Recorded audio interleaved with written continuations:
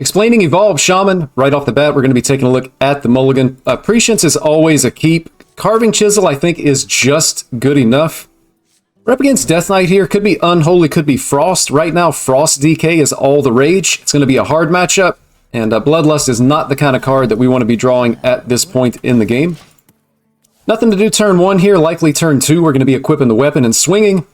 Turn 3, we're going to draw. Turn 4, we are going to draw. We do hit a Muck Pools, but we're just going to go ahead and preemptively hit this guy. We really want to be able to kill him next turn. And get this off the board just because of the amount of damage it's going to be adding. Really, the card that we don't want to see from our opponent is Construct Quarter. And that is actually exactly what they have here. So they've got the big 4/5 on the board. We're actually not able to remove this minion, and we know that that's going to be coming again.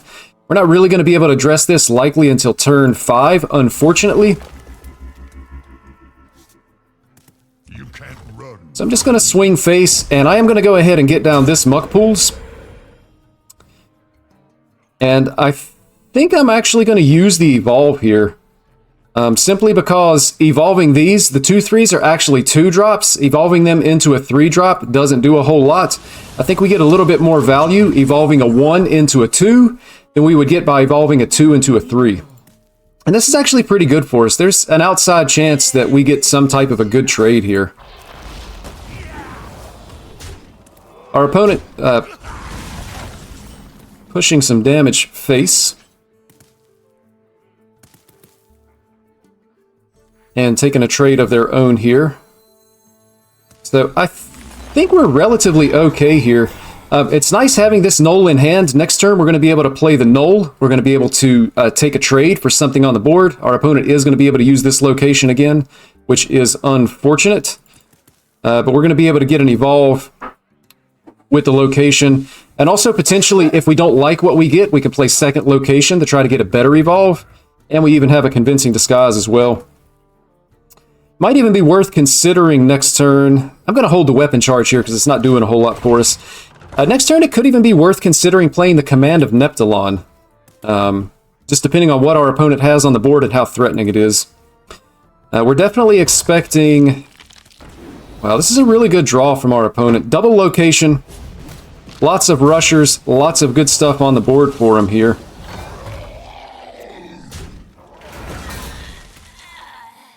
And able to push damage face, so really strong start from our opponent. Unfortunately, double location is likely not going to be beatable. These are also 4-drops, so even if we Primordial Wave here, it's still not great. 5/4s with Rush, so we can clear 2 minions. We're still going to be taking 8. They have 17 on the board. At this point, I feel like our best bet is actually going to be evolving the Null and hopefully hitting something like a Sire Denathrius. Unfortunately, no Blazing Transmutation that's going to let us pick what we get. More bones to gnaw. And unfortunately, just no trade to actually be taken here. And this is a good pickup for us. Question is, do we evolve it again? And I kind of think we do. We're still taking a lot of damage here. It does summon an 8/8 with Rush once it dies, but I think we actually have to take an additional evolve here. That's going to look a little bit weird. Normally, that would be a good minion. This actually works out even better. And I'm going to hold the weapon charge here, so... You can see here, it was a little bit weird to do the double evolve, but there are lots of charge minions in that 10-drop pool. I think there's only 10 drops now that you can actually evolve into. There's several minions that have charge, and then of course Denathrius is the big healing that we can get out of that.